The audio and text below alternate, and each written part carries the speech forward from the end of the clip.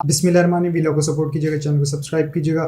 محیط پیرزادہ وجاہت اور صابر شاکر نے تھوڑی سی تنقید کی ہے اور شکوہ کیا ہے عمران ریاض خان صاحب سے کہ انہوں نے ہمارے لیے آواز نہیں اٹھائی یا وہ ہمارے لیے آواز نہیں اٹھا رہے. اب اس کا مکمل کیا پہلو ہے یہ تو میں آگے چل کے آپ کو دکھا دیتا ہوں. اس کے علاوہ قاضی صاحب لائیو نشریات دکھا کے پھنس گئے. مخصوص نشستوں کے حوالے سے جو سماعت جاری ہے اس پر دیگر ججز کے بڑے ہی سنگین آبزرویشنز آئی ہیں. وہ تمام تفصیلات بھی آپ کو دکھاتا ہوں. اور عمران خان صاحب نے ایک اہم ہدایت جاری کی ہے, وہ کیا ہے سب سے پہلے یہ دیکھیں, اس کے بعد اس پر تبصرہ کرتے ہیں. کی بات میں وزن ہے کہ اس کے بعد سے کہیں بات نہیں ہوئی. ہمارے شاید گلے سوکھ گئے ہیں بات کر کے لوگوں کے لیے.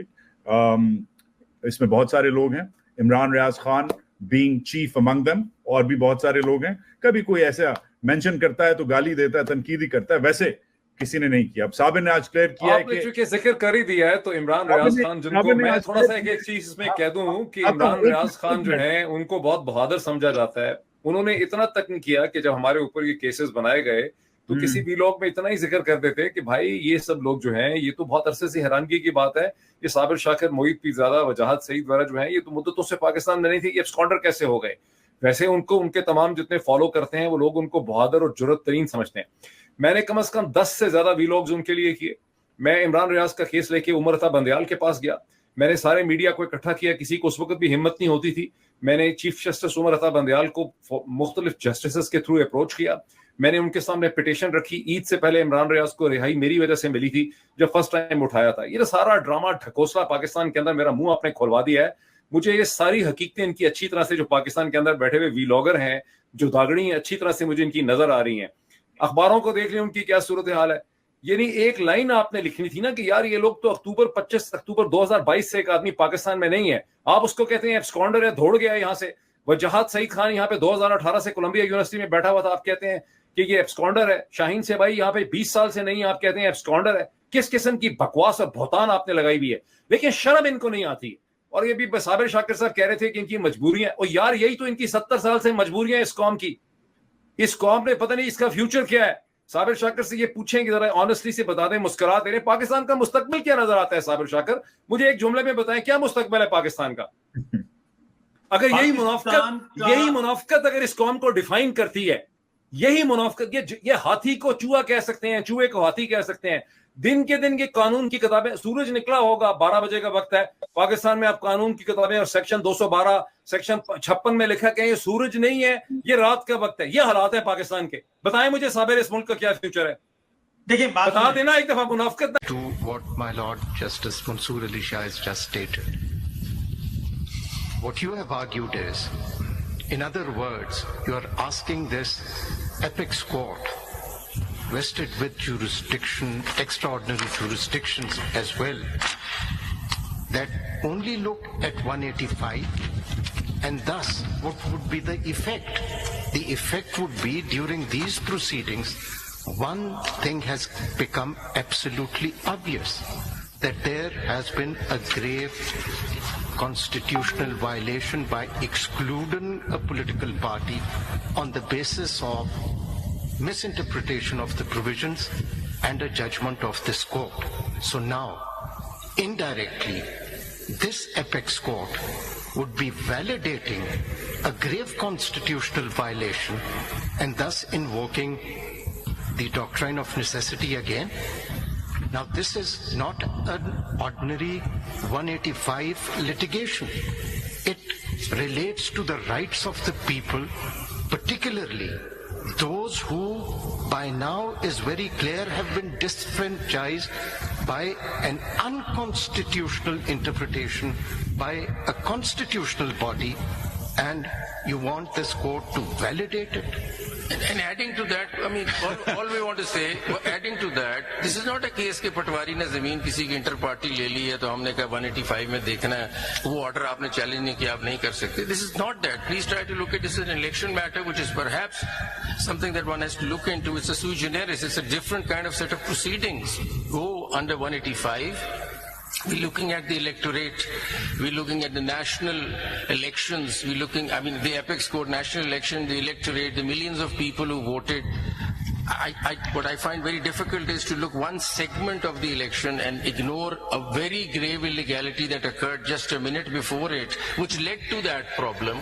So can we not attend it and close our eyes to it? Because if you open your eyes to it, all you have to do is that if 3 persons, according to the record, if ECP checks, PTI becomes a party of 3 members of 4, and then there is a party on the table, and then the independents have a choice to take their vote.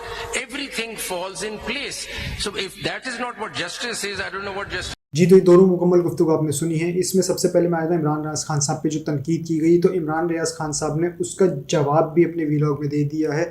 इनका ये शिकवा था कि इमरान रियाज खान साहब यानी कि जब ये अरेस्ट हुए थे और इन्हें उठा लिया गया था तो उन्होंने इनके लिए बहुत आवाज़ उठाई थी, ख़ास तौर पर साबिर शाकिर और मोहित पीरज़ादा साहब ने। और इसी तरीके से इमरान रियाज खान साहब इनके लिए आवाज़ क्यों नहीं उठा रहे कि उनके बैंक अकाउंट और उनकी जितनी भी प्रॉपर्टीज़ हैं उनको सीज़ कर दिया गया है। तो इमरान रियाज खान साहब ने इसका यही जवाब दिया है कि मैं इस पर इसलिए गुफ्तगू नहीं कर रहा था कि मैं हुकूमत पे ही जिन्होंने ये हरकत की है उनको ये ना लगे कि हम कैसा इस पर रिएक्ट करते हैं। हालांकि इमरान रियाज खान साहब ने इसमें एक बात और भी जोड़ी है कि ये सिर्फ आपके साथ नहीं हुआ, ये एक मुहिब्बे वतन इमरान रियाज खान भी है जिसके साथ ये हरकत हो चुकी है।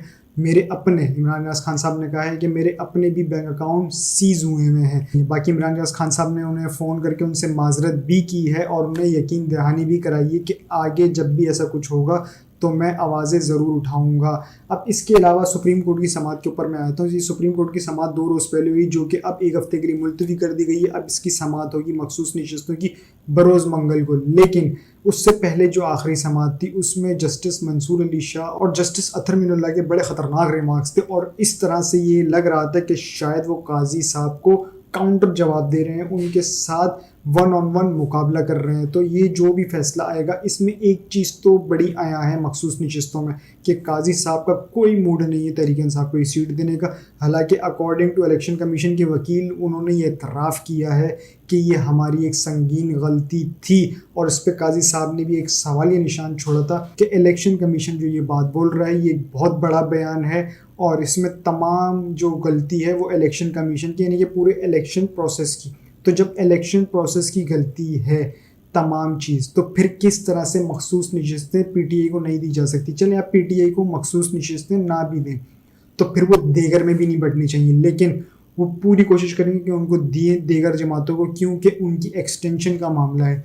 इधर में एक चीज़ और भी खबर रख दूं कि हो सकता है, बहुत मुमकिन है कि काजी साहब अगर इसमें मिशन में फ़ेल हो जाएं मखसूस नशिस्तों के हवाले से कि वो पीडीएम को ना दिलवा सकें, तो उसमें उनके पास दूसरा ऑप्शन होगा, वो होगा chairman election commission of Pakistan. यानी कि इधर से कुर्सी से उठेंगे तो उस कुर्सी पे जाके बैठ जाएंगे। क्यों? इक़्तिदार की भूख, प्रोटोकॉल का मज़ा, ये जब तक पास है तो सब कुछ ऐशो आराम है। याद रखिएगा जब वो एक इंसाफ के मनसब पे बैठे हुए हैं उस मनसब पर भी वो कुछ इंसाफ नहीं कर पा रहे। जब वो चेयरमैन इलेक्शन कमीशन बन जाएंगे तो क्या शफाफ इलेक्शन की तवक्को की जा सकती है? ये एक सवालिया निशान है इस पूरी कौम के लिए।